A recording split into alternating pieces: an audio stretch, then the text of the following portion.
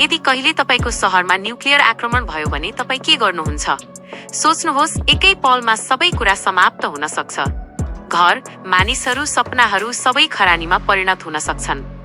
तर के साँच्चै तपाई केही गर्न सक्नुहुन्छ ताकि बाँच्न सकियोस्? हो, यदि तपाई अहिले नै तयार हुनुहुन्छ भने यो जानकारीले जीवन र मृत्युको बीचको दूरी तय गर्न सक्छ। किनभने जब न्युक्लियर बम खस्छ तब सिर्फ धमाका मात्र हुँदैन, सुरु हुन्छ त्यो खतरनाक खेल जसलाई रेडिएसन फलआउट भनिन्छ।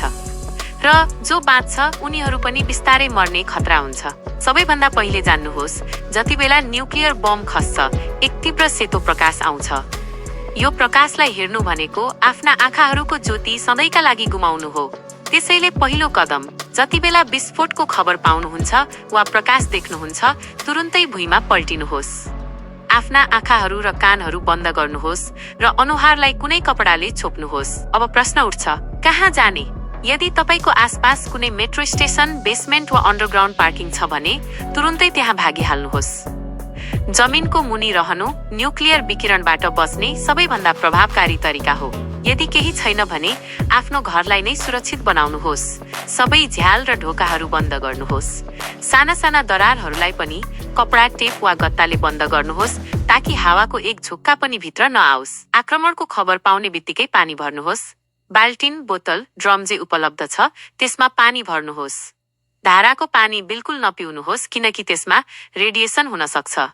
खानेकुरामा ड्राई फ्रुट्स, बिस्कुट र प्याकेट बन्द खानेकुरा राख्नुहोस् जुन पकाउनु पर्दैन। यदि गल्तीले तपाई बाहिर न्युक्लियर बम विस्फोटपछि सबैभन्दा खतरनाक समय पहिलो 24 घण्टा हुन्छ। यो समयमा बाहिर जानु भनेको मृत्युलाई निमन्त्रणा दिनु हो। त्यसैले कम्तीमा 24 घण्टासम्म आफ्नो सुरक्षित आश्रय सिल्टरबाट बाहिर ननिस्कनुहोस्। यदि सरकारबाट कुनै सम्पर्क भयो भने निर्देशन पालना गर्नुहोस्, तर यदि कुनै सूचना पाउनु भएन भने कम्तीमा 72 घण्टा 3 दिनसम्म बाहिर ननिस्कनुहोस्। यदि तपाईले यी 3 दिन सही तरिकाले बिताउनु भयो भने ज्यान बच्न सक्छ। साथै प्रविधिको पनि तयारी गर्नुहोस्। न्युक्लियर आक्रमणपछि इलेक्ट्रोम्याग्नेटिक पल्स IEMP उत्पन्न हुन्छ जसले तपाईको मोबाइल, ल्यापटप र इलेक्ट्रोनिक सामानहरू सबै बिगार्न सक्छ। त्यसैले एउटा पुरानो एन्ड्रोइड फोन, एउटा पावर ब्याङ्क र एउटा वाकी-टकीलाई एल्युमिनियम फाइलमा बेरेर कुनै स्टिलको बाकसमा राख्नुहोस्। यसले तपाईलाई बाहिरी दुनियाँसँग सम्पर्कमा राख्नेछ। सबैभन्दा जरुरी कुरा, नआत्तिनुहोस्, प्यानिक हुनुहुँदैन। हरेक निर्णय सोचेर मात्र लिनुहोस् किनकि न्युक्लियर आक्रमण एक टाइम गेम हो। जो जति शान्त रहन्छ उसको ज्यान बच्ने सम्भावना उति नै धेरै हुन्छ। र याद राख्नुहोस्, यो जानकारी सिर्फ तपाईको लागि मात्र होइन, बल्कि तपाईको परिवार, साथीभाइ, छिमेकी र पुरै समाजको लागि हो। के तपाई एक्लै सुरक्षित रहन चाहनुहुन्छ?